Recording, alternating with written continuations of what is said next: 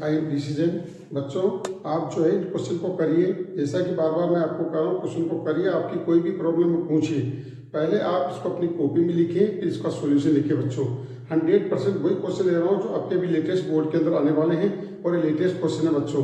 तो आप इनको ज़्यादा से ज़्यादा इसको करें और अपने फ्रेंड्स को भेजें। आप भेज नहीं रहे बच्चों, भेजिए। जितना फास्ट भेजोगे उतने लेटेस्ट क्वेश्चन आपको मिलते रहेंगे और मिलेंगे। और जो आपका अभी बोर्ड का पेपर हो रहा है उसमें 100% नंबर आएंगे बच्चों। तो आप ज़्यादा से ज़्यादा इनको लाइक और सब्सक्राइब करें, दूसरों को शेयर करिए बच्चों। आप लोग नहीं करिएगा, आपको बेनिफिट बहुत ज़्यादा मिलेगा बच्चों। आप सोचेंगे वास्तव में रियल में लाइफ चेंज हो गई। तो इन क्वेश्चनों को अपनी कॉपी में नोट करिए, नोट करने के बाद इनका सॉल्यूशन लिखिए, फिर इसको देखिए बच्चों। आज भी इंपॉर्टेंट क्वेश्चन डाल रहा हूँ। आज का पेपर नंबर 9 है बच्चों, test paper number 9। Important question 12th class के तो पहले हैं, जो अभी बोर्ड के CBSE बोर्ड, RBC बोर्ड, जितने भी बोर्ड के एग्जाम हो रहे हैं बच्चों, तो ध्यान रखिए जी मेंस के लिए तो होंगे। इसके साथ साथ आपके बोर्ड के अंदर 100% मार्क्स आएंगे बच्चों। आपको पता है 100% मार्क्स आता है तो कैसा लगता है, तो इसीलिए मैं चाहता हूँ कि आपके 100% मार्क्स आए। ये तभी पॉसिबल होगा जब आप इन क्वेश्चन को करिए। मैं इसके अंदर जितने भी क्वेश्चन से मैंने कहा था ना 50 साल के बोर्ड के पेपर के क्वेश्चन, तो वो तो आ चुके, वैसे ही अब नए लेटेस्ट क्वेश्चन को डाल रहा हूँ बच्चों, आप इनको सोल्व करिए। तो पहला क्वेश्चन है बच्चों, find x if tan inverse 6 plus cot inverse x बराबर π/2। बताओ x की वैल्यू क्या होगी। तो बच्चों मैंने आपको पहले वीडियो में डाल रखा है क्या कि we know that tan inverse x plus cot inverse x बराबर क्या होता है बच्चों, π/2। चाहे कैसा भी कर लो, इसको इधर लेके जाओ चाहे ऐसा करो। तो आप कंपेयर करेंगे तो x बराबर क्या आ गया यहाँ पर बच्चों, 6। आंसर ये आ गया बच्चों। तो इस तरह से भी कर सकते हैं, चाहे तो आप इधर लेके आके कर सकते हैं। तो बच्चों अपने को टाइम मैनेज करना है, ये 2 नंबर में आएगा तो भी आप ऐसा कर सकते हैं बच्चों। Next, find value for I3। I3 का मतलब आइडेंटिटी मैट्रिक्स बच्चों। आइडेंटिटी मैट्रिक्स को 4 से मल्टीप्लाई करेंगे तो बताओ उसकी वैल्यू क्या होगी। तो देखो बच्चों, आइडेंटिटी मैट्रिक्स 4 0 0 0 4 0 0 0 4, आपके पास क्या होगा, 4 चौक 16 16 चौक 64, 64 आंसर आएगा बच्चों आपके पास इसका आंसर। तो इस तरह से बोर्ड के पेपर में आपसे पूछा जाता है, आप जल्दीबाजी में गलत कर देते हैं, जबकि आप करिए इसको सोल्व, आंसर आपके पास ही आएगा। Next, for what value of k the matrix. बताओ इस मैट्रिक्स में k की वैल्यू क्या होगी, जबकि ये इन्वर्टिबल मैट्रिक्स नहीं है, नॉट इन्वर्टिबल। नॉट इन्वर्टिबल, क्योंकि नॉट इन्वर्टिबल कब होगी, जब इसकी डिटरमिनेंट्स की वैल्यू 0 होगी बच्चों। कोई भी matrix not determinant invertible, invertible कब होती है, जब इसकी वैल्यू 0 नहीं होती। नॉट इन्वर्टिबल कब होती है, जब 0 होगी। इट मींस आपके पास क्या होगा, 3 - k - 5 3 1 बराबर 0। आप इसको सोल्व करिए, 3 - k माइनस का प्लस 15 बराबर 0, तो k बराबर 18 आ गया। अगर k की वैल्यू में यहाँ पर 18 रख दूंगा तो ये इन्वर्टिबल मैट्रिक्स नहीं होगी। इट मींस इसका इन्वर्स नहीं फाइंड आउट कर सकते। नेक्स्ट क्वेश्चन नंबर 84 है, A matrix 3 into 2 order and B is 2 into 5 order matrix, then what is the order matrix AB का ट्रांसपोज। बताओ इसका ऑर्डर क्या होगा बच्चों। तो आपको पता है 2 मैट्रिक्स का मल्टीप्लाई तभी पॉसिबल है जब इसका कॉलम इसका रो इक्वल होता है बच्चों। इसका कॉलम और इसका रो इक्वल है, तो आपको पता है AB का ऑर्डर क्या हो गया बच्चों, यहाँ पर 3 into 5, ये 3 into 5 हो गया।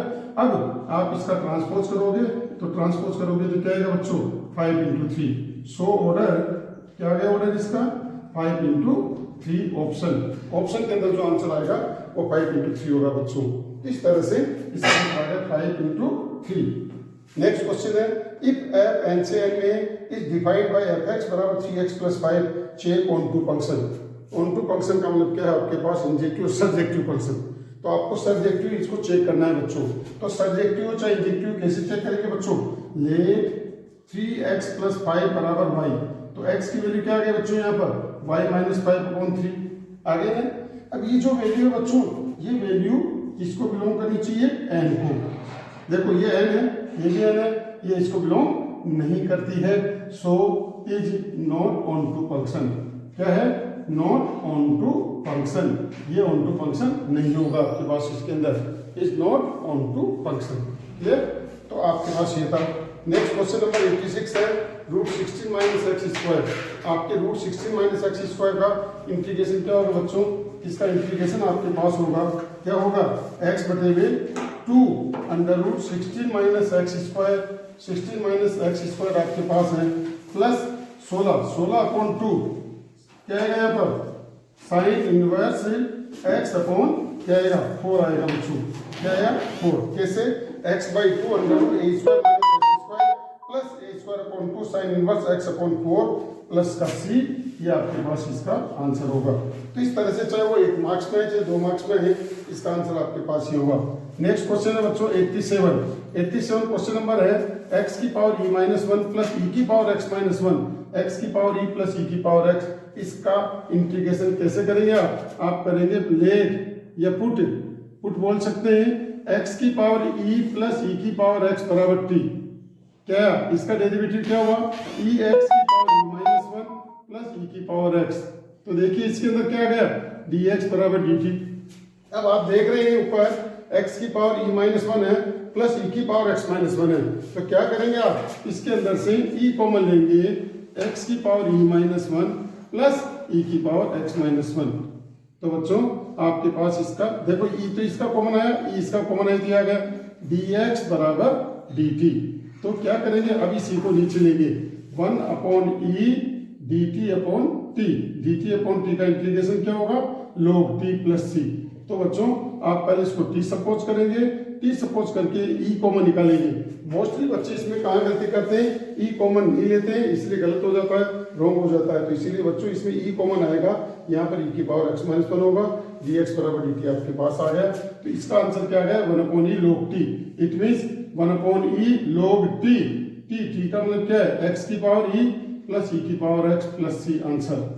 नेक्स्ट क्वेश्चन नंबर 88 है, इफ ए वेक्टर और बी वेक्टर आपके पास है are perpendicular to each other find क्या लेम्डा की वैल्यू।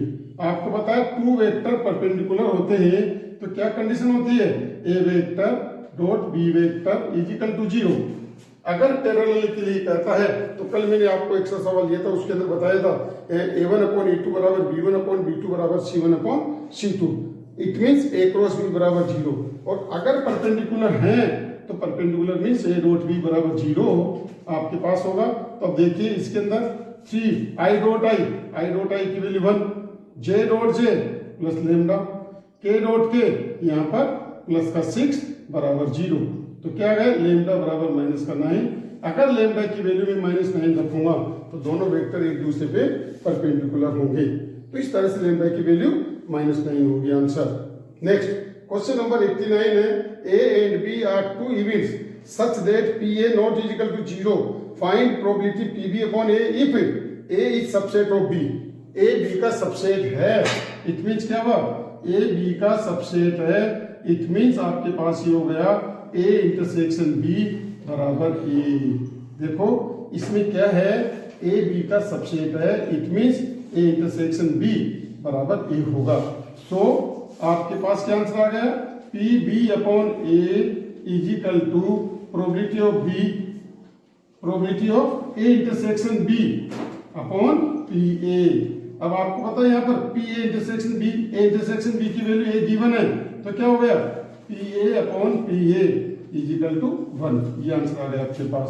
तो इसका आंसर क्या आएगा, अगर ए बी का सबसेट है तो आपके पास इसका आंसर आएगा 1। क्लियर। नेक्स्ट क्वेश्चन नंबर 19 है, find the direction cosine of A B line if A and B. क्या कर रहा है, ए बी लाइन के डायरेक्शन कोसाइन क्या होंगे। तो आपको पता है ए बी लाइन के डायरेक्शन कोसाइन फाइंड आउट करने के लिए पहले आपको क्या लिखना है, डायरेक्शन रेशो। तो देखिए डायरेक्शन रेशो क्या होगा, इसके क्या होगा direction ratio, x2 minus x1। क्या फॉर्मूला होता है, x2 minus x1 y2 minus y1 z2 minus z1। ये आपके पास इसका डायरेक्शन रेशो होगा।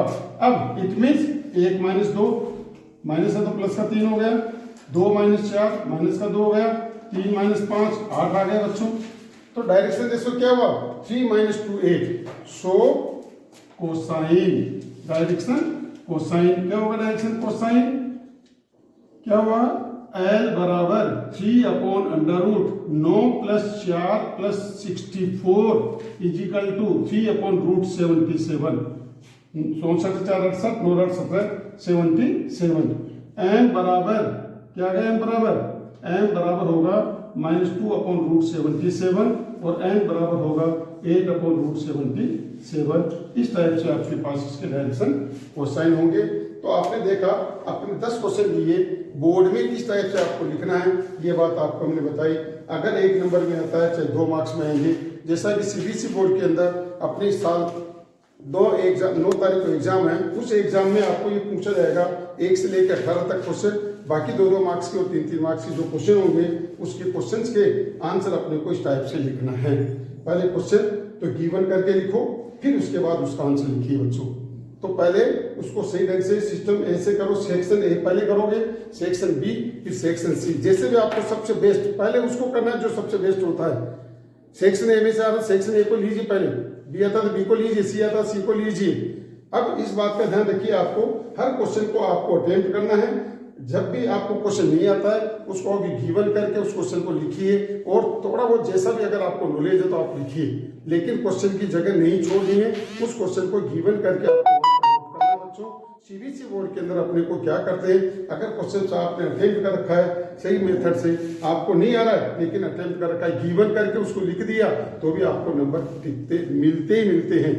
जैसा कि मैंने आपको पहले वीडियो में बताया था, 30 साल से मैंने बोर्ड की कॉपी चेक की। हम क्या करते हैं बच्चों, इसके अंदर आपको लिखना है, पहले तो जो आंसर आपको करेक्ट आता है उसको लिखिए, जिसका नहीं आता उसको गिवन करके लिखिए, आपको नंबर मिलेंगे उसके अंदर, छोड़िए नहीं बिल्कुल भी। तो इस तरह से आपने देखा आज अपने कितने क्वेश्चन ले लिए, पेपर नंबर 9। तो 90 क्वेश्चन आपको मैंने बताए। अगर 90 क्वेश्चन आप सही ढंग से कर लेते हैं, पहले कॉपी में लिखिए फिर इसका आंसर लिखिए, डेफिनेट आपको 100% मार्क्स मिलेंगे। इसके साथ साथ मैंने पहले हर चैप्टर के एओडी के, एओआई के, क्या नाम है, प्रोबेबिलिटी के इनके क्वेश्चन डाल रखे हैं, उन क्वेश्चनों को करिए। अब नेक्स्ट वीडियो आपको जस्ट ही मिलने वाला है, तो ज़्यादा से ज़्यादा इनको लाइक और सब्सक्राइब करें, अपने स्टेटस पे लगाएं और अपने फ्रेंड्स को भेजें बच्चों।